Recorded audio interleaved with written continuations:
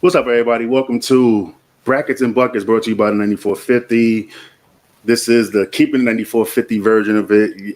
Yesterday, we had K-Dot with Jump Ball and Study Hall. He had Sylvia Crawley and Victor Jones on the show yesterday, giving their perspective of the Final Four.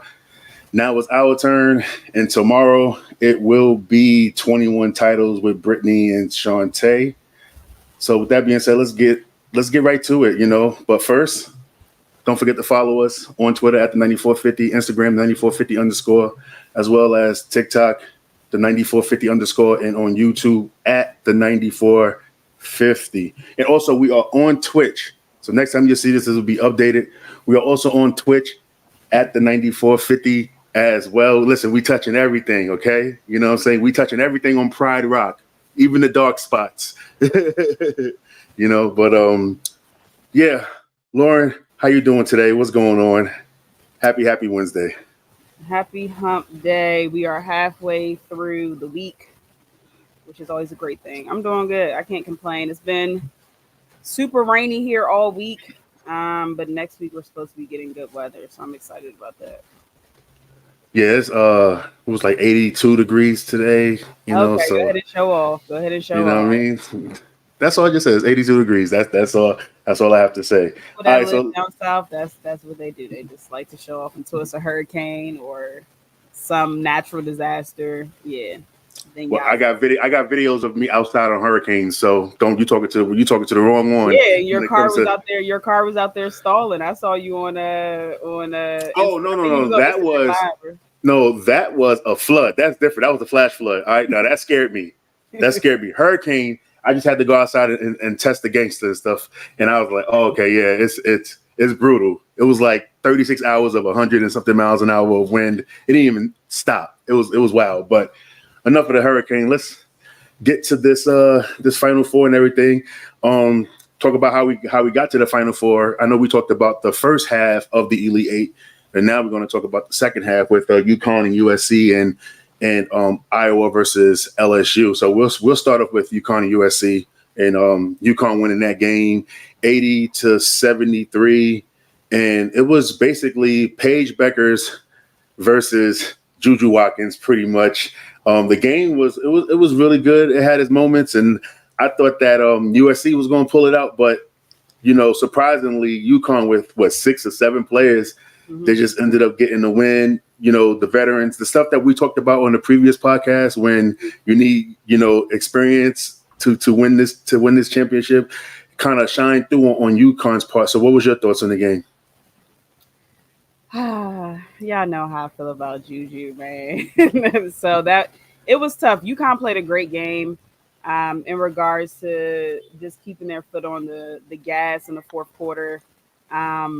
Paige has been spectacular this entire tournament, and I think in that fourth quarter in particular, she showed everybody why she was Caitlin Clark before Caitlin Clark was before she got this notoriety and fame.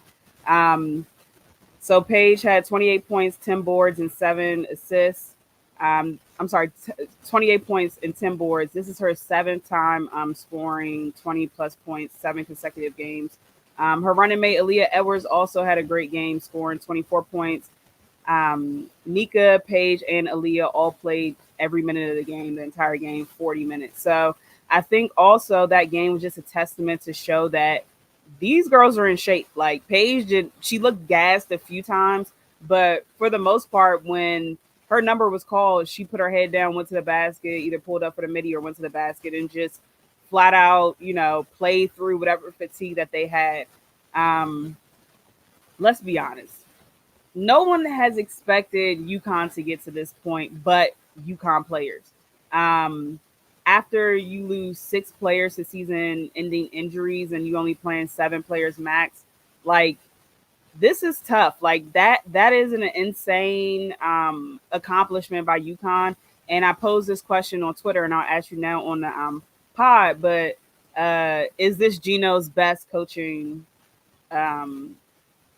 example? Is this his best coaching so far in his 30 plus years of coaching? What you think? Yeah, by far. Listen, they're in the Final Four, and they got more players that can't get dressed due to season-ending injuries than they Yes. have actually in a rotation, you know. So Right. yeah, this is by far Gino's best job. And you know, I'm not the biggest UConn fan and everything. I just remember just as a kid, his personal reasons, they used to just come to St. John's and just kick St. John's tail, man. Mhm. Sales, one of them. I remember Rebecca Lobo and Kyra Lawson, the 6'7", you know, the giant. Mhm. But what Gino has done with this team, you know, I guess he must have been like, listen, I know that we're injured, I know that we're this, but I'm gonna put you through more hell because we need everybody in shape. We need you, Nika. We need Aaliyah Edwards. We need Paige. We need y'all in shape to play 40 minutes. Everybody else will just revolve around them, you know, Uh-huh. and that's what makes, you know, UConn scary because of that. You know, when you got three dynamic players in three different positions, and then you got Paige, who's like basically like almost always the best player on the floor, Yeah. who looks amazing, you know, like 100% healthy. Like UConn is man, you got to worry about them. You cannot, you know, sleep on UConn. Yeah, I think that UConn's dominance is something that we like often talk about. But when you really look at the numbers, they have gone to the Final Four 15 of the last 16 years. That is absolutely insane. And the only reason they probably didn't go last year was because Paige tore her ACL. So when you say like complete dominance, like UConn's program in general is just complete dominance. And this probably sounds like a hater because I used to like UConn used to be my team, believe it or not. But once every good player, the number one player in the country, continued to go there, I'm like, it's not fun to watch anymore for me, you know, like because they're just so dominant. So now with them being like an underdog because of the injuries, it's a lot more fun to watch for me.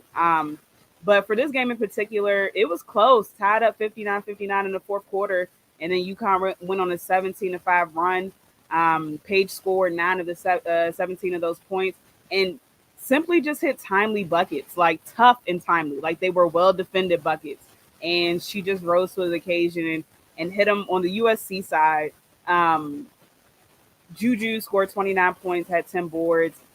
She was the leading scorer, and her running mate Mackenzie Forbes added 24 points. The other two started, or the guard and then one of their forwards, each scored 3 points each.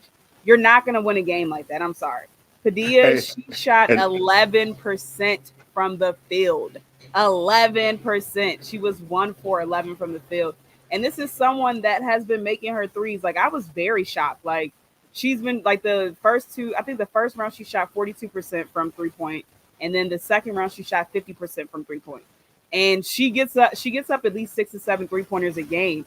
And she couldn't hit nothing. Like, imagine how terrible that had to feel. Like, this is your senior year, your last game, and you can't hit a bucket. Like, the worst, that was by far the worst performance of hers all season, and it came at the absolute worst time.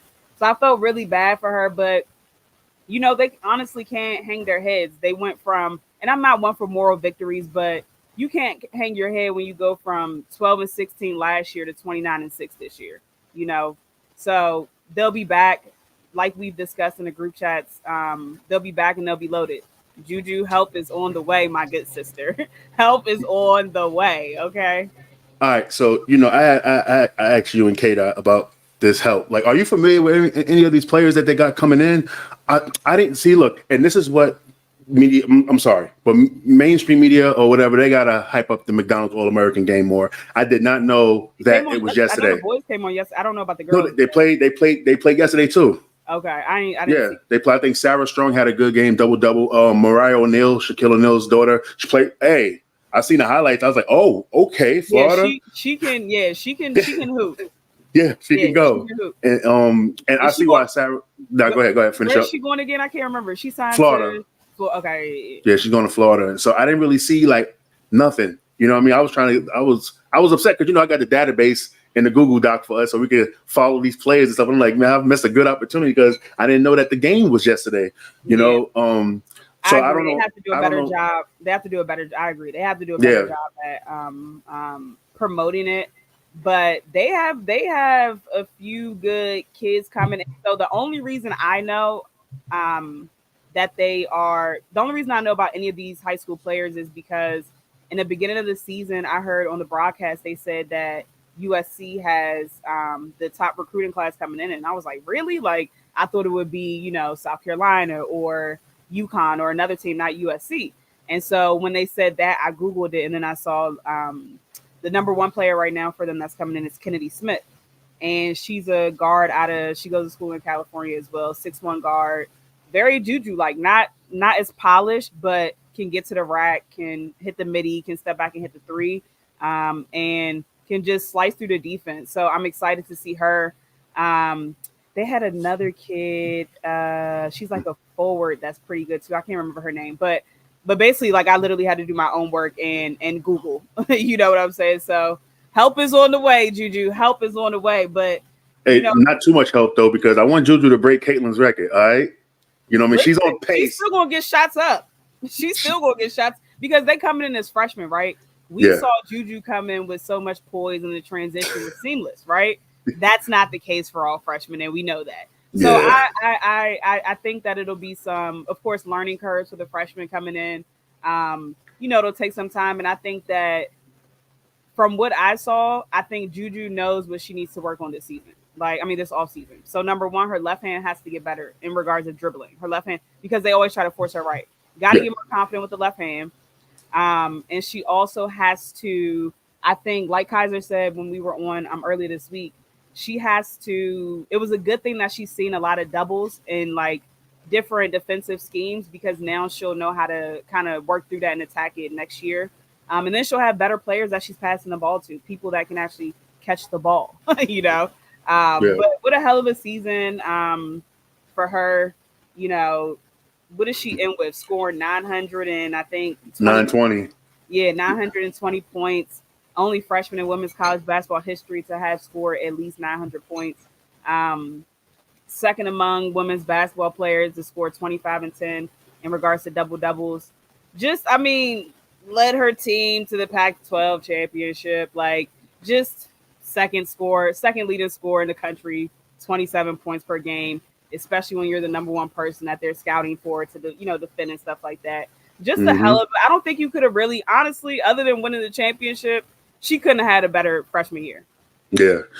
Man, I wish I was like one of those players in the portal. You know what I'm saying? Like, where y'all looking to go play at? You know what I'm saying? Like, y'all want to go to California? Man, I see Talia from Oregon State left. She's going to, I think, Ohio State though. But I'm like, want to go play with Juju? We the only Delulus for Juju. Okay, that's what it is. And that's the fan club too, right there. By the way, we coined it first. We are Delulu for Juju. Come on now.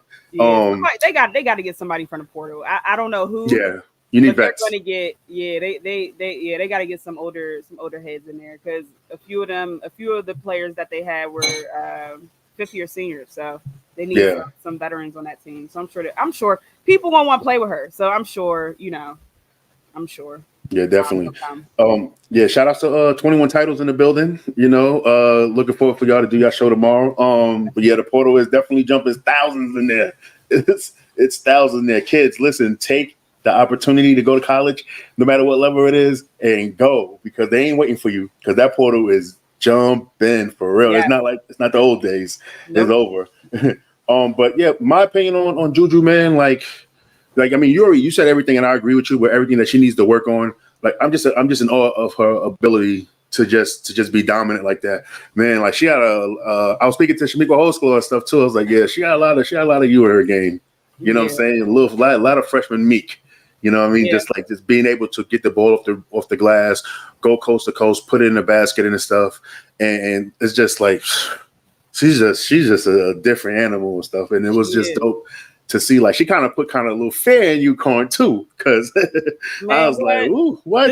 I see you. If Padilla would have hit two shots that she typically hits, the game wouldn't have went. You know what I'm saying? It wouldn't have went the way it did. So yeah, they should have been very scared. Yeah, they couldn't break the glass ceiling. They was always close. They'd take the lead, but then something would happen and everything like that. But and also kudos to Juju for like showing emotion. Like, haven't seen her show no emotion all yet after the game. I know it was sad, like, 'cause, she was upset and everything, but Like she loves it. She wanted to win that game for real. That made Like, me. I didn't think it was possible for me to like her more, but that made me like her more because it's like yeah, this kid really wants it. You know what I'm saying? Like this kid is like basketball means so much to this kid. You know what I'm saying? And so yeah, it's just I think that this is going to be a good lesson for her, and she's coming yeah, back even better. Like, and so people definitely. should like really scary hours. People should be nervous because she like imagine her coming back even better. Like that's going to be insane. And I Yeah. just want before we move on to the Iowa LSU game. I Mm-hmm. just want to say I'm putting it out there. I agree with Candace that was on 21 Titles earlier podcast this week about she said that Juju is better than Maya Moore was as a freshman right now. Like she's more polished, and I agree 100%. Wait a minute. That's crazy because I think I said it. Excuse me.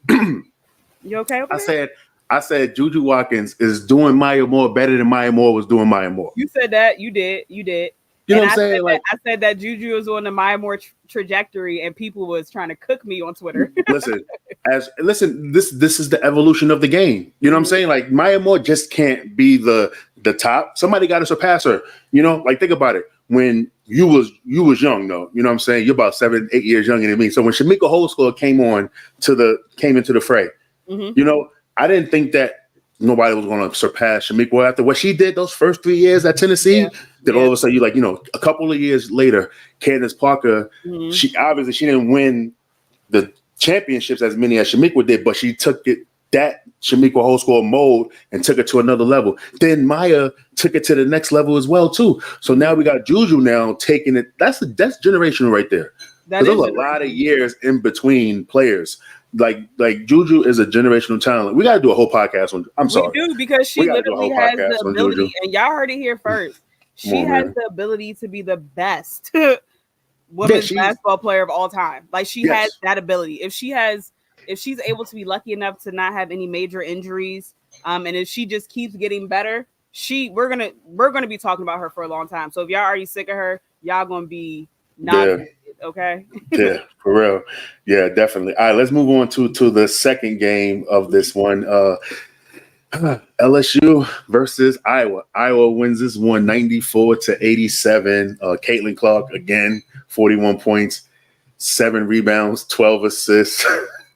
Slice had Haley Van liabilities in prison.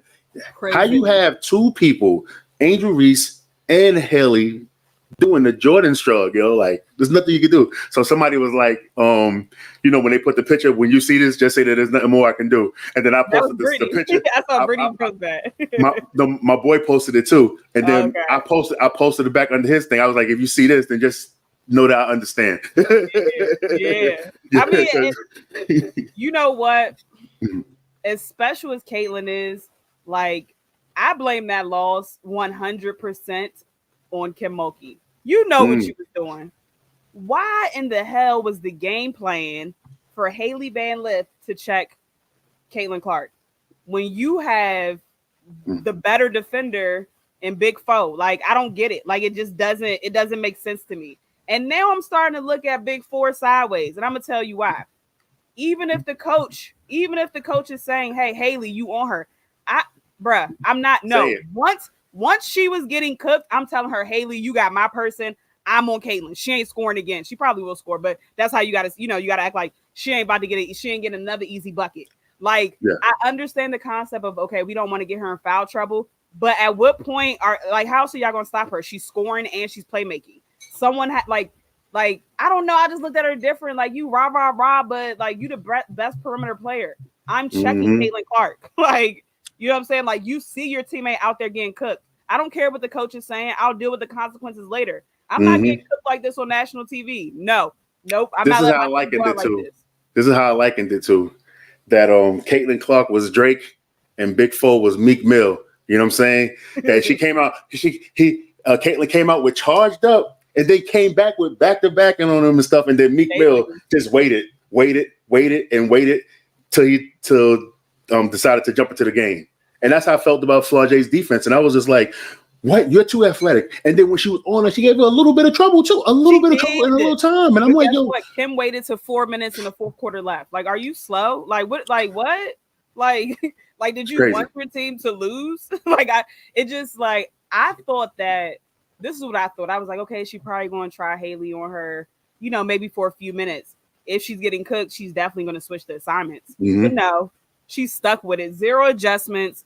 Just green suit and bobbing over there on the sideline, just letting her get cooked. Like if I'm Haley, Kim gonna have to see me after the game because you literally embarrassed me on national TV. I can't stay in front of this girl. Like, can we send a double? Can we what I'm saying? Like, can we do something else other than what we're doing now? Because this ain't it. Like, I don't know. I blame majority of the loss on Kim. I understand some of the players couldn't hit shots, but I blame majority of it on Kim. It's just simple as that. I don't know what she was thinking. Angel got to make the layups. Well, you know what I mean? Like she took 2 jump shots. She took 21 shots total. She missed 12 layups. I counted it. She missed 12 bunnies. You know what I'm saying? And that's why she got a lot of offensive boards. I think she had like 9 or 8 offensive boards or something like that. So, but she's missing those. When you get an offensive board, that's free money. What are you doing? That's a stimulus. That's a stimulus check. Speaking of missing, she was 3 from 8 from the free throw line. Yeah. You can't. Come on, these are free points. And you're a free throw merchant. You seek contact so you can go get buckets at the free throw line because your mid range ain't like that. So you have to at least make your free throws. Like bare minimum, make your free throws. But I will give her credit. That first half, Angel Reese, especially the first quarter, Angel Reese was doing her thing. Like that was it. And so people were saying because she tweaked her ankle, and she did play a little. Listen. I know, man. I know. She played a little bit different after she hurt her ankle. I will give her that. But when you got a chance to go to the Final Four in the line to defend the title, bro, suck it up. Inject something at halftime and let's keep it moving. Yeah, because I'm glad you brought that up because she started out 6 for 8 and then finished the game 1 for 12. That's Yeah, she only made 1 shot after that, and that was like the first quarter, and so I'm like, come on, man. But I think I'm done with the Angel Reese criticism. I'm gonna tell you why, because now that she's going to the pro, and I think that we'll talk about that because I'm not going to ask my draft question. Nope, because that's a great draft question because nobody's not going to ask those draft questions and stuff. But you know what? I'm not. We seen what we needed to see, and then I know that when you go to the pros, the game is more wide open. Everything like that is a lot more space. So we're going to see. But I was like, and people was like, yo, she did all that she can do. And I'm like, nah, I think that when you miss 12 layups, that's not doing all you can do.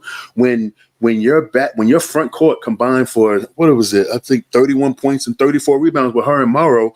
But Morrow, they combined for 14 for 39 shooting. Yeah, you can't win like that. And then Michaela Williams shot 6 for 16 too. So that's she only made 6 shots. I remember that. Yeah, 6 for 16. So your 3 front court players was not up to par. Yeah. Now, and Haley only made 1 bucket, right?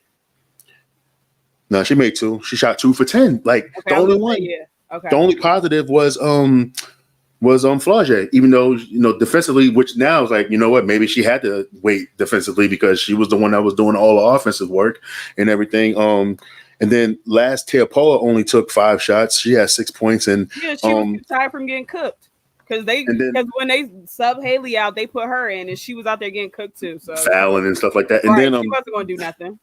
Del Rosa, who was highly regarded and stuff, she got a lot of work to do. I'm sorry, and I think that she's from the New York City area too. You know what I'm saying? I'm like, nah, you ain't played her. I don't know where you from in New York because you ain't from the city.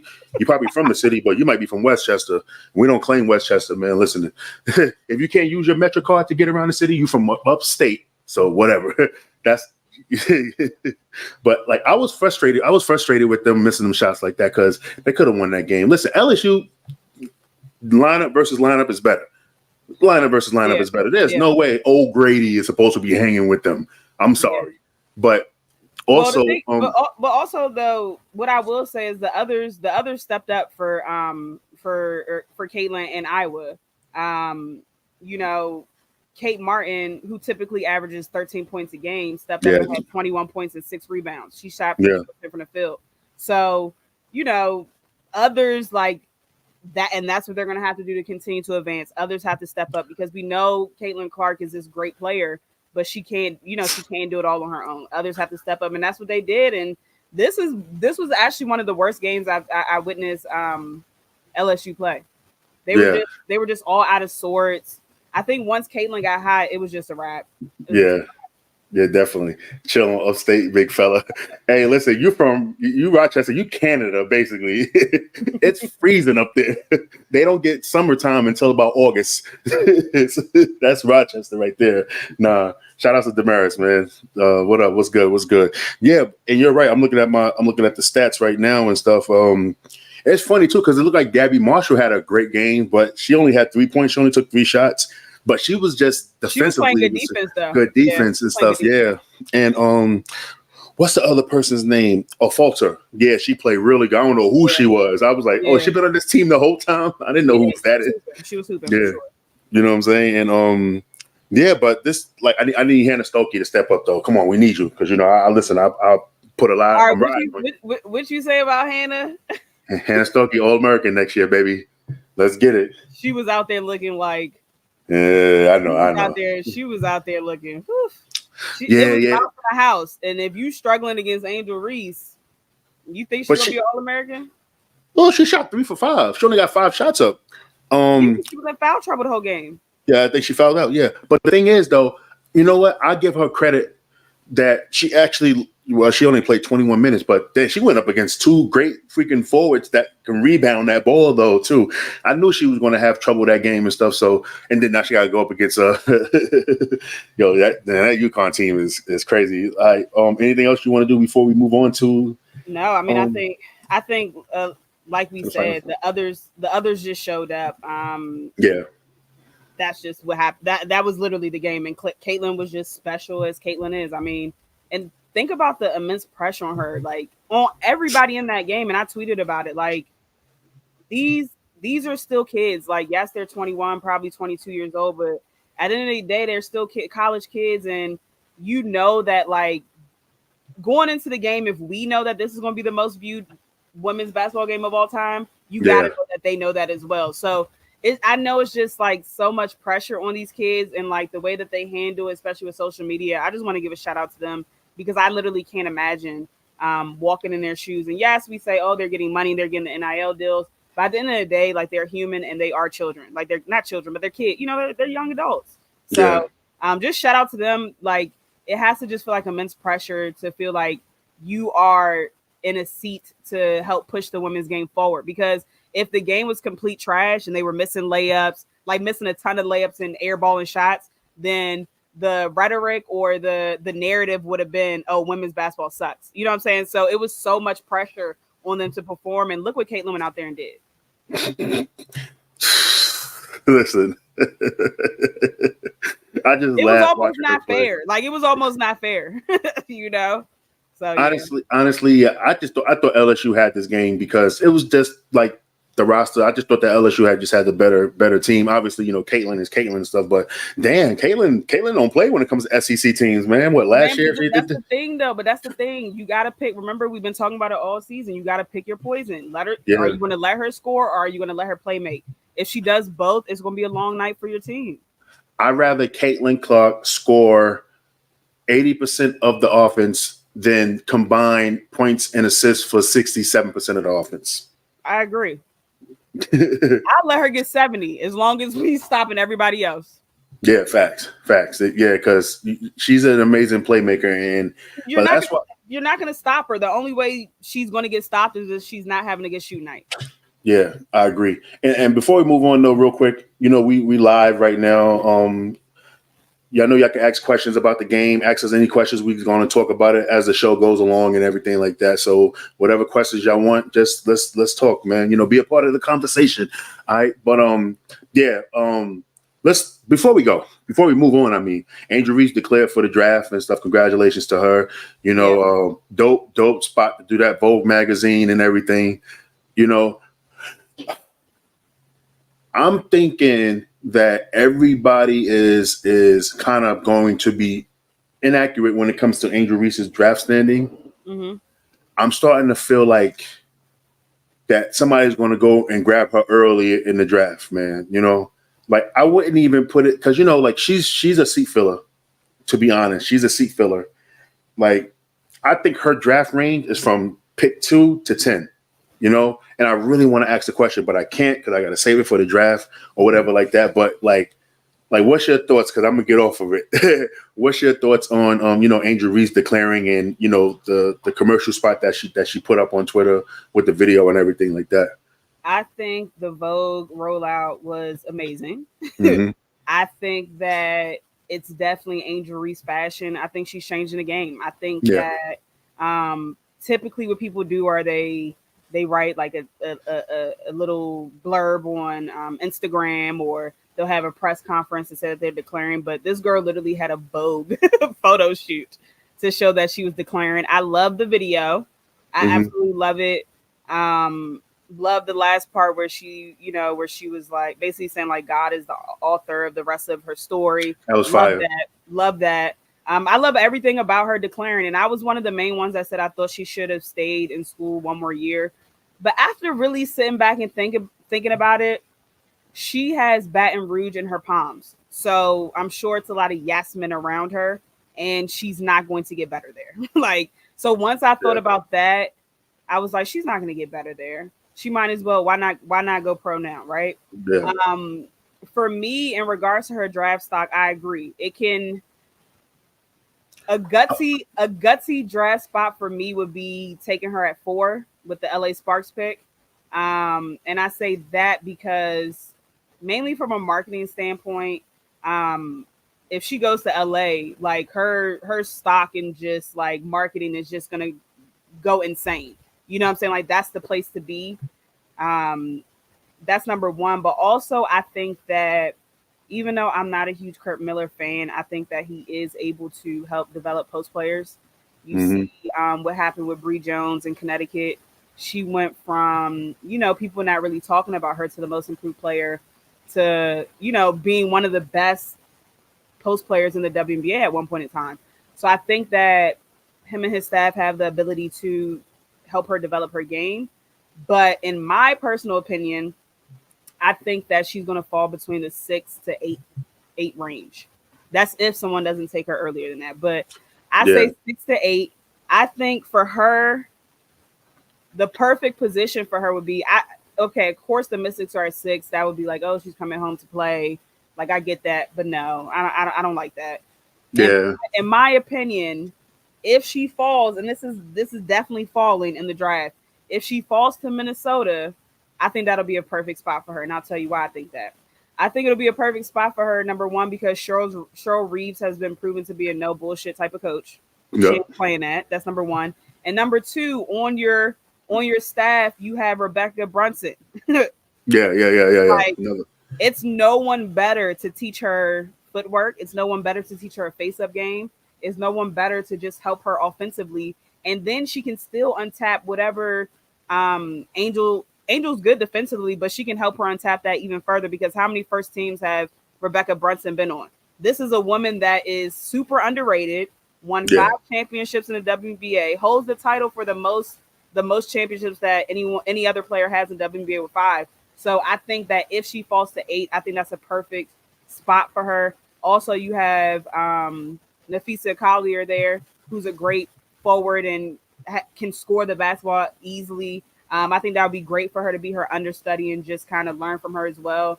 I don't know if she'll drop that low, but to me, I think that's the best fit for her right now. Yo, this blurry screen is annoying me right now, man. I was like, damn, my camera's like, yo, son, you ugly today, yo. What is going on over there? Right? I don't know, man. I don't know what's going on with this thing. This means I probably got to get a new one, man, because this is annoying. I ain't gonna even hold you.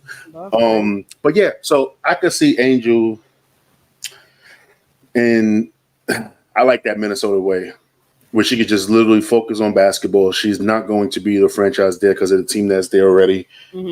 But if LA did reach, I kind of want to see her with some pressure to be like, all right, cool. Like, I'm going to be the face of this thing in the big city where I can get the opportunities and stuff.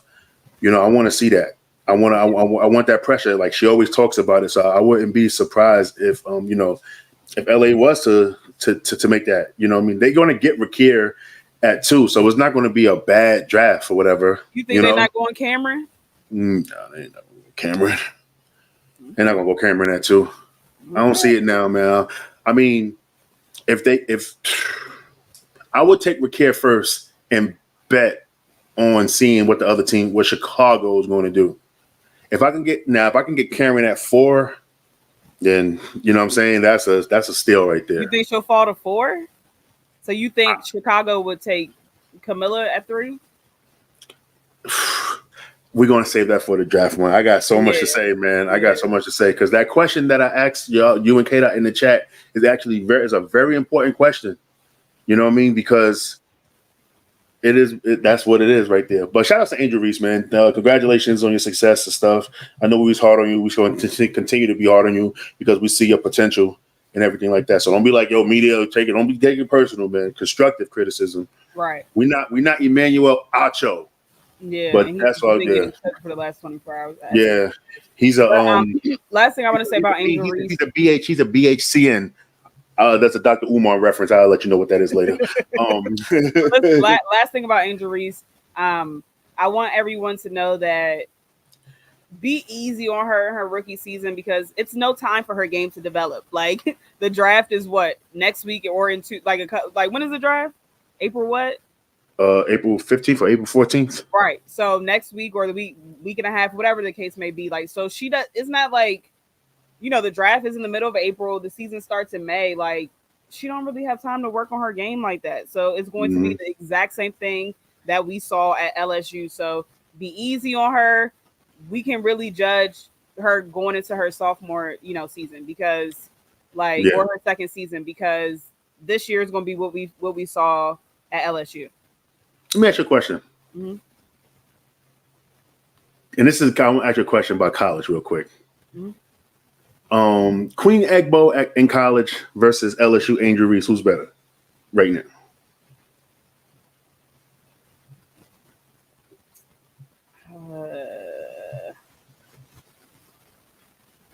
Kate said Angel Reese now makes a compelling case for you too. Okay, that should have just came on the show. How about that? Talking in the comments. I don't know. That's hard. I don't know. All right. Well, let's move on to the Final Four. Let's get to what everybody really want to talk about and stuff. So we're gonna start off first. UConn versus Iowa. Get your popcorn ready. What kind of popcorn you like, Lola? What's your favorite popcorn? Because they got to get ready. Look. Kate said Angel Reese, stop playing. Thank you, Kate. Exactly. Let's see. You said favorite popcorn. I like smart food. I can eat any kind of popcorn, honestly. I like regular popcorn. I don't like all that stuff on it, caramel and all that stuff. Okay. I'm good. I know. Don't give me that. Well, get your smart food popcorn ready because this matchup is I love it. Two people that it's gonna be smoke. Right there, that one's gonna be smoke right there. Paige Becker versus Caitlin Clark. This is the all-time showdown right here, man. What's your initial thoughts on the matchup before we get to the team? What's your thoughts, man? Just particularly with them two? Yeah, just the matchup. Yeah, I think it's going to be very special, right? These are two players that both played for Team USA basketball together. They're both, of course, in the class of 2020. Both have each won a National Player of the Year award. Both are chasing a national championship. So I think that what makes it even better is if you look back in the history of it, right? UConn kicked or knocked Iowa out of the Sweet 16 in 2021. So I think Caitlin is thinking it's revenge time, right? They knocked me out. This is the one thing that everyone's been talking about, that elusive national championship, right? So I'm sure she feels the pressure. I need that to solidify, my great college career. Whereas Paige is looking like, hey, this used to be me. Like all the media attention that you're getting, thank me. Because if I didn't get injured, this would still be all my shit right here. You know what I'm saying? So people stopped talking about Paige when Caitlin became this person, right? So I think from her end, she got a chip on her shoulder too. She wants to show the world, hey, I'm still top 3 best player in college basketball, if not number 1, right? Thanks. Some people have her number 1 because she can play both ends of the floor. I think it's going to be a very, very special matchup. I think Paige is more disciplined in regards to playing in a system. This person, right? Go ahead, man. Paige playing like within the system, right? She doesn't press too much, whereas Caitlin's going to take at least 28 to 30 shots a game. We you know what I'm saying? Like Paige, I think they both trust their teammates. But if we go 1-on-1, are you asking me who do I think is going to have the better game, or who do I think would win a one-on? Yeah, which no, I'm talking about the game within the game that's about to go down. I think that they'll start Nika out on Paige. They'll start Nika out on Caitlin Clark defensively. But I think at points in the game, Paige is going to take the defensive assignment on Caitlin, just like she did against Juju when they were playing USC, which she was strapping Juju a little bit, like, you know what I'm saying? So I think she has the ability to do the same with Caitlin. However, I don't know. I don't know. It's gonna be a good matchup, man. They're very like almost even. You know what I'm saying? Like they're just two stars. Like they're just good. I don't know. It's gonna be a very good matchup. What do you think? I think that Paige gotta start out early. Just like remember, she started on Juju on the first possessions of the game and everything. So I think that's what Paige got to do to kind of like make it uncomfortable for Caitlin to do what she got to do. But the crazy thing is that sometimes we play defense. We don't really play extended defense. So sometimes you just run all the way back. You can't run all the way back versus Caitlin because of what she can just shoot from anywhere on the floor. Yeah. So like this is going to be an interesting matchup, right? And I do think that Paige is the better player because of what she can do all around. I think that she's a better all around player and things. Obviously, Caitlin's the better scorer, but Paige can put buckets up too, though. You know what I'm saying? So this is the matchup right here that I like because it's two contrasting styles. You know what I'm saying? So it's like, is the game plan for Paige to go shot for shot with Caitlin, especially as efficient as she is? If she's shooting 53%, I need I need Paige to shoot 29, 30 shots too. If she can make 53, 54% of 30 shots, that's a win right there. And that's what I think that is going to take because the pace that Iowa plays with, it's funny because they look like a slow team, but they play very fast. Not even running. They play by the pass. Yeah. They use the pass for their offense and everything. And they're always running in unison. Like even when, we step back to the LSU game a little bit, I think Caitlin got the ball. She was running up. And then nobody seen O'Grady cut into the basket. And she just threw a nice dime. And it was just a bunch of passes where even the full court passes that she just as soon as the ball comes in, head up. And I think one of the commentators said that she was the best full court passer since Sue Bird. And I'm not really mad at that. I'm not really mad at that comparison. Like as soon as the ball is inbounded, her head is looking up and she can throw it full length of the court. And it's like, she throws it almost like a quarterback. They're not even there yet. You know what I'm saying? Like she'll throw it ahead of them and then it gives them time to they're literally catching it in stride and then going up for a layup or whatever the case may be. You know what I'm saying? Caitlin's a better passer than Sue Bird. I'm sorry. I would agree. People overrate Sue Bird, man. I agree with that too. You know what I'm saying? Come on, man. Sue Bird was just a great point guard on an amazing team, man. Come on, man. Amazing teams, even at UConn. You know what I'm saying? I'm just come on, man. Come on. We never had. When did Sue Bird when we seen a Sue Bird moment as a point guard? I'm gonna go get 25, 15 assists. No, come on now. I am. 3-point, some big buckets. In the playoffs to get into the championship and to win championships in Seattle. Stop it. She's hit some big buckets. All right, man. We shall see, man. You know what I'm saying? I don't think she's the best point guard of all time. I think Chelsea Gray is better than her. I don't think she's the best point guard of all time. No, okay, cool. We on the same page. I'm not on that, but I'm not on that. But she's not a bum. You're not a casual. No, I ain't think that she's a bum. No. I just said that people overrate her. I ain't calling her a bum. Listen, right. I'm not calling nobody that play on this type of level, Olympians and all that stuff, a bum. Fact. I would never do that. But I do think I can say that sometimes I think that a lot of people overrate her. We've seen better. A lot of point guards that came in after her that was better. You know what I mean? We could list it. Who? You know what I'm saying? Huh? Outside of Chelsea Gray, list them right now. Give me 5. No, I'm not giving you 5, man. Exactly. We're gonna do this. We can list them. I'm waiting. List them. Hold on. Let me go to my notes and to my top. Yeah. Look at your notes. We did. I'm talking about off the top of your head. Yeah, we can go back and crunch numbers and we can look at it that way. Of course, you can name 5. I'm talking about off the top of your head. Who are 5 point guards outside of Chelsea Gray that are better than Sue Bird? All right, now I gotta look now, man. Nah, I can't look. Now, I think that she's a top 5 point guard. I just think that people, when they calling her the greatest, and they be like, "Oh, she's a top 10 player all time." I was like, remember Top me 10 and Kate? Top 10 is insane. No, Yeah, absolutely. they had her in there. So me and Kate, like we did our show. We were like, no, she ain't no. We looked it up. We was like, no, it's no. But anyway, enough of the Sue Bird erasure. My bad.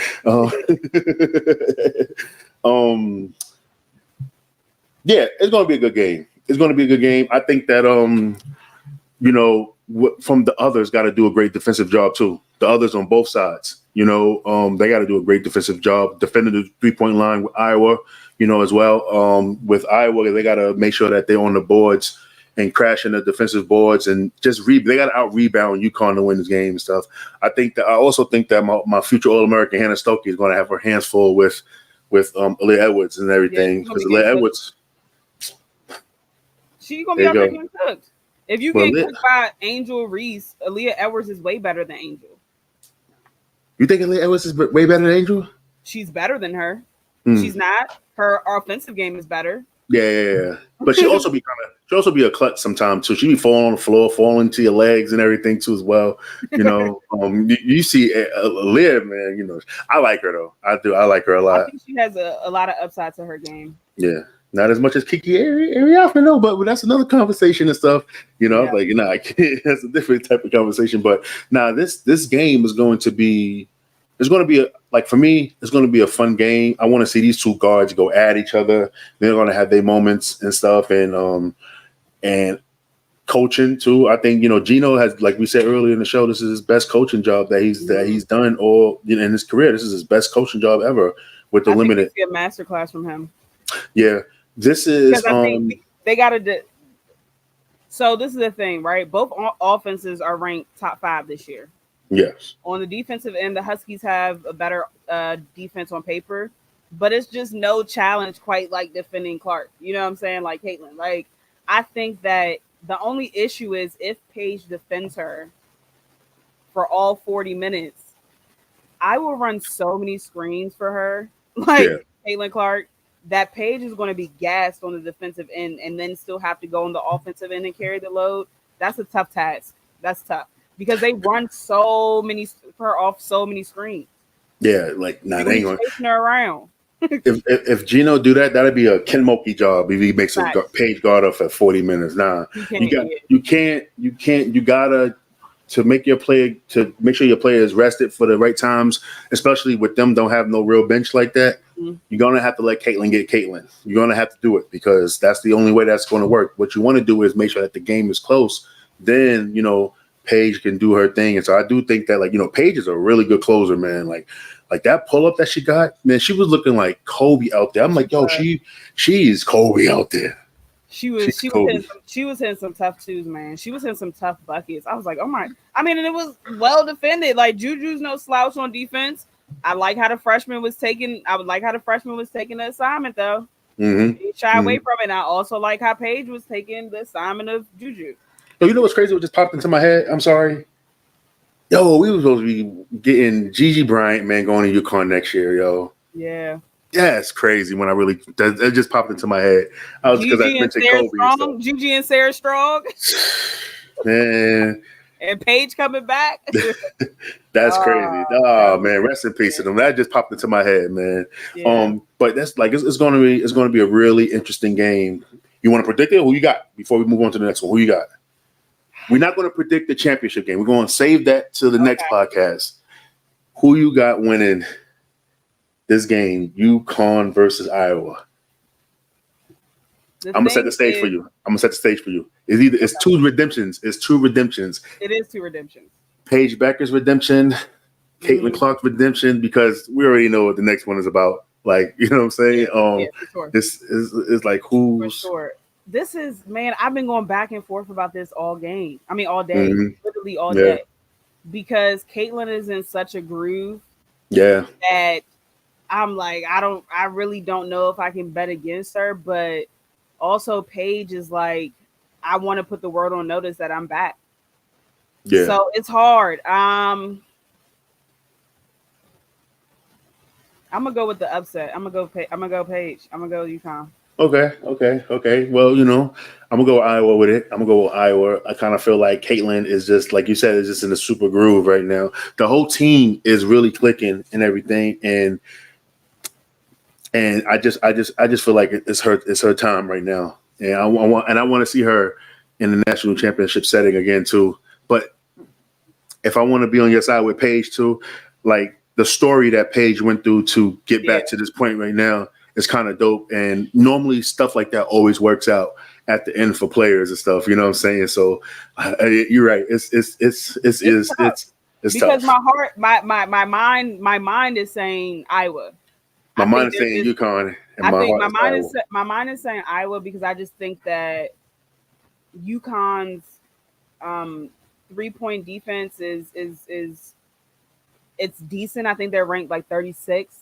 However, Iowa has 3 players that's shooting over 35% from 3. And the way that they've been moving that ball, it's hard to bet against them. So my mind is literally saying Iowa, right? And when you realize that Caitlin Clark, this is the last thing that she needs to solidify her college career in her mind. So she's going to come out firing. But then Paige is like, I've been hurt and y'all really forgot about me, but I'm about to show y'all who back. I'm going to stick with, already. I'm going to stick with UConn, but I really feel like I was going, but I'm going to go underdogs. Everyone loves the underdog story. So I'm going to stick with UConn. Yeah, I'm a rock with Iowa. So let's move on to the next one, which is South Carolina versus NC State. South Carolina is just, they just got the size. The size. They got they're deep. Their bench is averaging 34 points per game. That's insane. We don't see stuff like that. They got 2 styles of play. When depending on which point guard's in the game. Yep. Like when Raven Johnson starting out, you're getting that steady point guard play, and then when Malaysia Fawali kicks in, you got somebody that's going to push the tempo and run it down and everything. And then they got an elite shooter, and Tahina Paopao. Yeah, coaching is just crazy. And NC State too, right? I think they have dynamic guard play though. they do. They do. Isaiah is on a run right now. And then coming into this game too, Sanaya Rivers, man, like she was at SC. She was.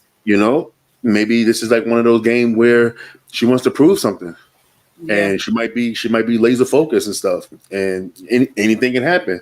We didn't see Iowa beating South Carolina last year, but it happened. Anything can happen. So I just feel like with South Carolina though, they're just too dominant. They're just too dominant, man, and they just too locked in.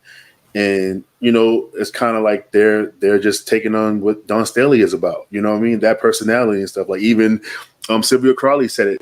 A bunch of knuckleheads. And they just ready to exercise the demons and everything. Only like this elite team, they're supposed to have at least 3 championships, but COVID, shut them down before. Remember, they was the best team in the tournament. COVID shut it down. People were saying Oregon would have won. I was like, I don't know about all that. Man, Oregon would not have won. They would not won that one. And then they finally won one. But then last year, they lose, and then now we here. Yeah. So I mean, I'm sorry. They got COVID. Then they lost to, I want to say, Stanford. They lost to Stanford, right?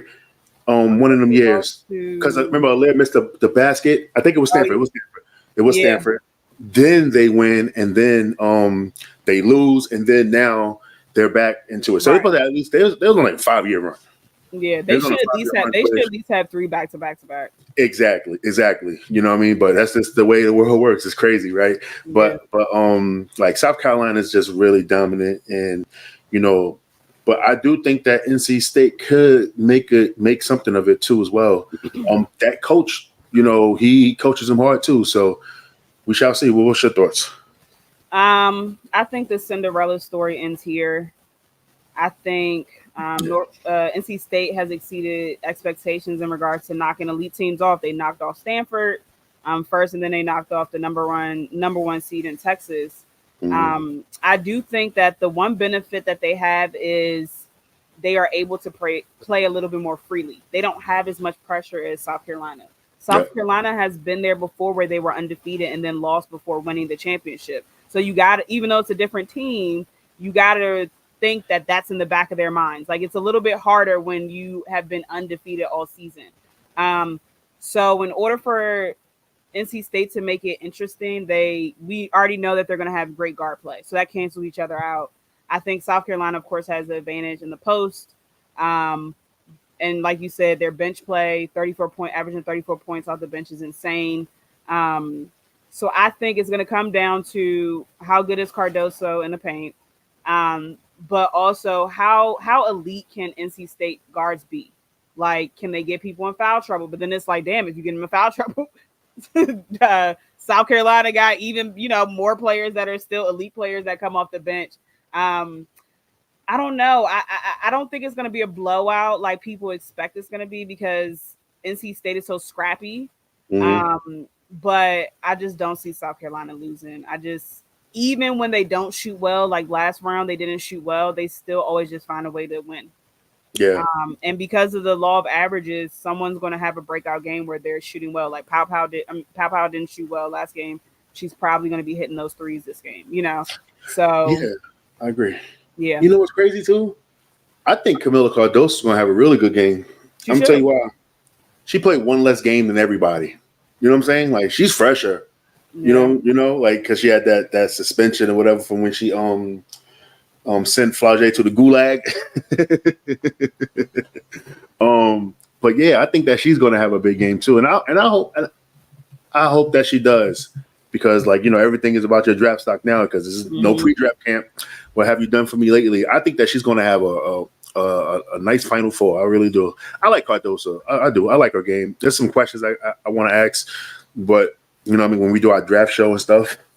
But for the most part, I do like her game, and I think that she's going to really, really make it happen. You know what I'm saying? And like that size, man, that size matters. Yeah. That size matters when she's just leaning on you, and I know people don't like when you talk about Cardoso as far as being strong and bully ball and all that stuff, which is nonsense. I don't understand. If you're a fan of basketball, why y'all don't like bully ball and stuff. Bully ball is going to get you a championship. I'm telling you that right now. So like, and I'm trying to find a silver lining for NC State and just be like, oh no, this game is like whatever and stuff. Like, but it's really, honestly, it's just really hard, and I'm just losing brain cells just even thinking about trying to find a silver lining for NC State, man, to win and everything. You know what I'm saying? So like, yeah, I feel like, yeah, it's going to be either UConn or Iowa versus South Carolina in that national championship game and stuff. You know what? Just have Iowa and UConn combine forces to go against South Carolina. I'm cracking up. That's probably what they're going to need anyway. Paige and Caitlin in the backcourt could have happened, Gino. Could have happened, but yeah, it never came. I'm glad it did, and that would have been. I think it would have been crazy. Shout out to Big Meech. She said, "Gang, salutes happening." Who you got winning, Big Meech? Between who you got? Queensbridge in the building. Final Welcome Four. home. You said what? He from Queens? Yeah, from Queensbridge. Yeah, that's my guy. Oh, word? Had no clue. Yeah, listen, the hood is the hood, man. You know what I'm saying? Welcome home, brother. Yeah, I don't know. I think I don't think the NC State. I mean, I think they'll keep it close in the beginning, and then it might get, if they're not shots, it might get ugly. It might get ugly. See, that's the thing. It get ugly late. It could get ugly early. It could get ugly in the middle. Like, I think that you said it too. You said they can play free. They don't have a lot of pressure on them, which is very true. But they have to be on their P's and Q's too. Like, do you trust NC State to play the game of their lives? Like, remember, like when Iowa beat South Carolina last year, everybody had the game of their life. Like, can they do that for one game? Everybody, can they do it for one game? Okay. South Carolina and Iowa in a championship. I'm mad at that's tough right there. That's gonna be. Hey, listen, that's gonna be tough right there, man. Oh man, I can't wait. This is why I can't wait for this one, man. You know what I'm saying? I wish it would just hurry up. You know what I mean? After 21 titles, do the last podcast and we get their perspective and everything. But yeah, anything else we want to talk about before we get out of here and stuff? Like, No, I think we covered everything. We talked about the games on Monday. We Yeah, talked about the Final Four. yeah. Um, we talked about Angel declaring. Hmm. Yeah, I guess that's it. I don't know why I'm just trying to stay on a little longer and stuff like that. You I was know trying why? to think, did somebody else declare? Who are we waiting for to declare? Oh, Haley Van Lith is not declaring. She's staying. And I want her. I don't want her to go in the portal. I want her to go back. No, go back to LSU, yo. You know, I'm tired of these kids when the goings get tough, they leave. No, okay, cool. You had a bad game. You had the season that you thought that you was going to have. It didn't happen. She had a bad tournament. She shot a That's not 20%. your fault that it wasn't going to happen. You're on the same team with Angel Reese, who averaged like 20 something and 15 last year. Anissa Morrow averaged 20, 26 and 13 last year. You know what I'm saying? You was going to be the scapegoat. I just think that Haley never brought into it as being that third option. You know what I'm saying? And then you got the Kayla Williams, the freshman, came in, was hitting shots. She had a 40-point game and stuff. So, but it's hard because she was the number one player in the portal, right? Haley. Yes, Yeah, she was. so I got to come to this team and be the third option. I mean, you're not. I'm now as much. You're not better than Angel, and you're not better than Lisa. Yes, you got to be the third. I think the third was, but she kind of like and then she was openly pouting and stuff. Like, okay, you messed up. All right, you had a Beach. Angel gonna get drafted to Lawrence Mystics. They're gonna draft her crazy. You're gonna be sick, boy. That's not. It's funny. That's Big Meech, right? I know somebody named Big Meech from Queensbridge too, as well. So I think that's your people's. You know what I'm saying? Yeah. You know what I'm saying? Yeah. But they both got the same body type. That's why I was like, oh, snap. You know what I'm saying? Yeah. They both living up to their name, man. You know what I mean? What do you say? Tough. Caitlin is in her bag. Caitlin is very much so in her bag. Yeah, it's gonna be tough. If you got any questions, go ahead. Yeah, ask away before we get out of here. We're gonna give you like 10 more minutes, 5-10 minutes. I was gonna say something else about Caitlin. How long you think it's gonna take for her to get comfortable in a W? 6 games. 6 games, okay. You know what? Like people they say this, that, and the other, and we have our questions from when she goes pro and everything too as well. I just think that her as a point guard is going to translate, and you can't guard Aaliyah Boston one-on-one. Somebody on her end is going to have to dig and cut and everything like that. You know what I'm saying? To guard Aaliyah Boston. Remember, and also Melissa Smith, another one. You know what I'm saying? Mitchell. Yes, sir. I just think that it's going to be very interesting when she gets to the pros. So you think that they're going to change the system to tailor it to her, or do you think they're going to try to force her to be in a system? See, this is the thing. Now, and I like that question that you asked, and this is it. It depends which way the WNBA is going. Is it a guard heavy league, or is it a primarily post league? We don't know. You know what I'm saying? So like the NBA, if this was the NBA version, you know what I mean? If this was the NBA, I'm building around Caitlin Clark because that's just the way the game is on the NBA side. Threes and layups, but the W, they still utilize the post. And I think it's more post heavy because you got the 2 best players in the league are Asia Wilson and Brianna Stewart, and they're in the front court. So yeah, well, they do everything. I mean, but you get what you get. What I know them 2 though. Oh man, why you have to mention them now? Listen, wait, real quick. I got to say this because I was incorrect on Twitter. I want to also we give Aaliyah Boston her flowers all the time on this podcast, but when I start talking about players transitioning from college seamlessly to the WNBA, I've been leaving her out, and I'm sorry because because I guess. Outside, so I always look at how Candace Parker easily transitioned and was playing at an all-star level, right? Mm-hmm. Then, when you really think about it, Aaliyah Boston did the exact same thing. She should have been an all-star this year. Like if you know what I'm saying, like she played at an all-star level, in my opinion. Like she wasn't. I thought she was an all-star. Was she? I can't remember. I think Aaliyah's an all-star. You know what I mean? I thought she was an all-star. Because I know we were going back and forth. I literally can't remember. I think her team's record is the reason why she wasn't on no all WNBA team. Like, she's supposed to be WNBA team. Okay. Yeah. Yeah. But I had the same questions. Seamless. Yeah. So I openly questioned how good Aaliyah Boston was going to be as a rookie coming in, because think about it. She don't jump high. She don't jump when she, you know what I'm saying? So I was like, she's not super athletic.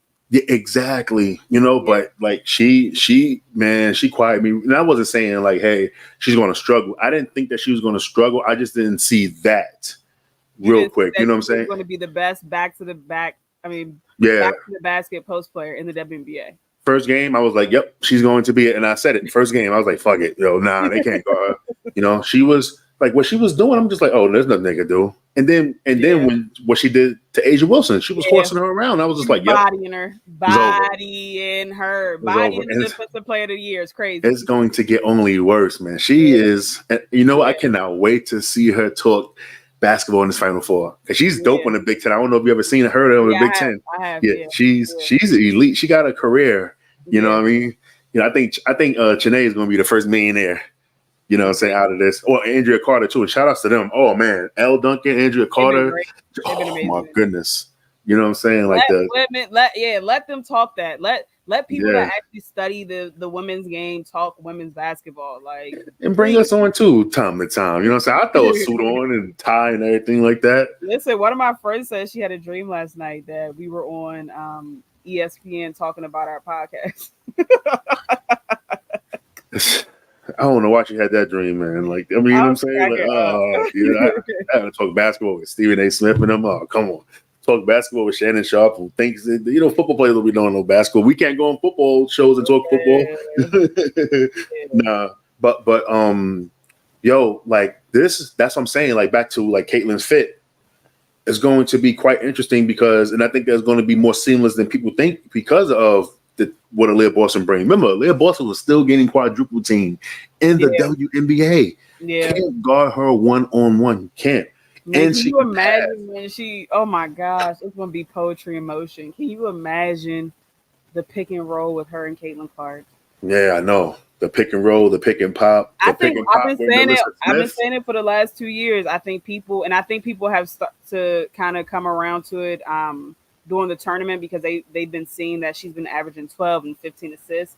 I'm talking about Caitlin Clark, but I've been saying it for the last year and a half. She is going to show us or people how much of a playmaker she truly is. I think that's a very underrated part of her game. And I think it's going to get even better because she's playing with better talent. Top 5 in assists of her rookie year, or top 3 in assists. She could actually even lead it in assists because of how she passed. She sees the game 2-3 frames ahead, and she does. It's already at a pro level. That passing and scoring is already at a pro level. With her, it's just getting over the first initial physicality part of the game and stuff like that. I don't think that she's going to struggle how Kelsey Plum struggled when she came in. As great as a scorer Kelsey Plum was, she's not that type of dynamic scorer Caitlin Clark is. Yeah, her playmaking isn't as good as Caitlin. Yeah, she had to work on her overall game. That's why she's at this level now. I think Caitlin's going to come in starting, really good. Hey, that's going to be a nice matchup. Caitlin Clark versus Kelsey Plum too. There's a lot of buckets Caitlin Clark is going to give to a lot of players this year. Yeah. You know what I'm saying? Did you see Brittany Sykes? Her comments on Twitter. She was like, "You gotta force her left." And she was saying all this stuff this is how you defend her. When she did it, they're already doing their homework. Let's be very clear. That's interesting. Only thing CC needs to add in her offensive bag is a floater. I agree. Yeah. I agree. Yeah, I agree. I agree. Oh, yeah, I agree. Because the post players was gonna be swatting that thing out of there, so she got to get a floater. Yeah, I agree. I agree. Get that Jalen Brunson floater where he just floats that thing over anywhere. Jalen Brunson, best player on the Knicks. Yeah, he is. Listen, you ain't got to listen. Okay, all right. Oh, okay, all right. You know what I'm saying? Hey, Wemby though. Lauren was right. Wemby, 40 points, 20 rebounds against the Knicks. Whatever. You know what I'm saying? Already gave AD 30, so whatever. It don't matter. Hey, speaking, I know that college and stuff like that, but I seen AD had 19 in the first quarter today. I'm looking at the stats now. We only won by 5 against the Wizards. A win is a win. A win is a win. I know. A win is a win. 35. AD had 35 and 18. 15 for 15 from the free throw line. I like when AD get numbers like that and stuff, yo. But let's all right. You know what? I kind of wish Paige was coming out too. Now, when I think about it, man, I'm like, yo, you healthy as hell. You might as well just declare. But I understand a full off season of no injury, training, working on your body and stuff. Like, listen, she's #1 pick next year, okay? Yeah, somebody tweeted today like Angel should stay because she'll be #1. No, she wouldn't. Paige would be #1. Like what? Yeah, Paige is #1 next year. Yeah. So, you know, hey, what if Indiana do bad? That's what people were saying. That's what people were saying. People were like, bro, Paige could literally go to Indiana too. Yeah, it's gonna be that'd be insane. That'd be insane. Yo, Paige is so WNBA ready. It's going to even, man, and I hope that AZ Fudd and the I can't say the other girl's name. She's from Egypt. I can't say her last name right, so I'm not going to do it. But they know who I'm talking about. She's like a 6'6". She's 6'6". She's from Egypt. She is good, yo. I seen her play international basketball. Okay. Yo, she's nasty. I'm like, yeah, she's good. No, she's good. I think she's better than Lauren Betts, Yeah. And I think actually she did outplay Lauren Betts when they played against each other international. And I think that we love Lauren Betts and stuff. She's good. She's good. She's good. Like UConn got some stuff, man. UConn got some stuff that's coming in. And I'm telling you, Sarah Strong go there. Nah, I seen her. You seen her interview today? She was like, I want to be closer to home, this, that, and the other, and this stuff. So she want to do? It looked like Duke or UNC, right? That's the only. It's nothing for you in UNC, but that's the only go here. Listen, if because people were saying Kara might try to go to Tennessee now that job is open, but if you get Sarah, you ain't leaving. You ain't leaving Duke. Yeah. Oh, yeah. Carol Lawson to Tennessee would be interesting. I want to know what players follow her. And I think that would have happened by now if that was the case. Yeah. I think that would have happened by now because the portal. I'm sure that's their dream job though. But now it's like you already put roots down in Duke. Yeah, but I think it's a business too, and playing at Rocky Top is and I think the NIL money is bigger than Duke. I mean, bigger at in Tennessee than at Duke too. You know what I'm saying? So I think I would take the Tennessee job if that was if I was her. I would definitely take the Tennessee job and bring some of those good players over there with me too as well. But listen, you going to literally listen. I think it comes down to Sarah Strong's opinion. I mean, I said opinion. Her decision. All right. So how about this? Maybe they do this. Sarah Strong is like, Duke. But then what if she be like, hey, I'll follow you wherever you go. Then that's probably what, you know what I'm saying? She want to be close to home. Yeah, she want to be close to home. She don't want to go. Don't go to UNC though. You know what I'm saying?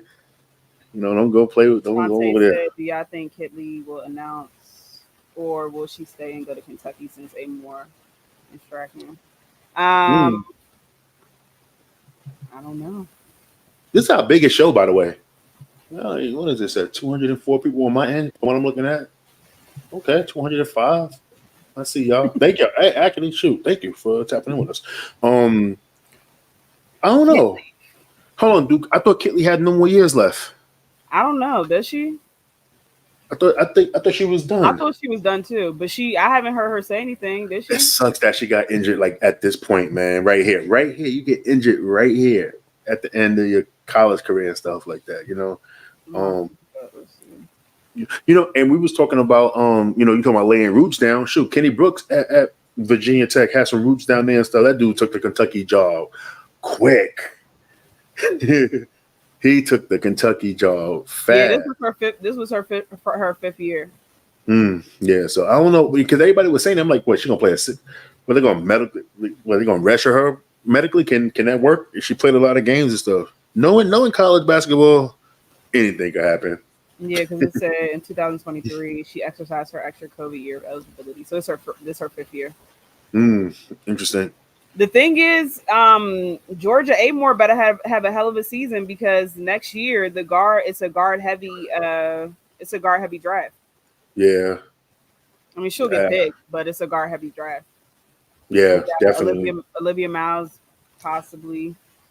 Paige. No, Olivia Miles, she's gonna have to stay. I would stay if I was her. She had to stay, actually. I would stay too. Yeah. Especially when you got a dog like Hannah on your team. Yeah. I'm saying. try to get that national championship, man. Sure. I think that backcourt is. I don't know the way Juju playing in with that, high school class. I keep about to say draft class. That high school class that's coming in. You know what I'm saying? I think that it might have, they're probably gonna get in the way of Notre Dame winning one. Because I'm thinking like, yo, Hannah and Olivia Miles healthy together, that's different. And I think Sonia Citron, she got a year left.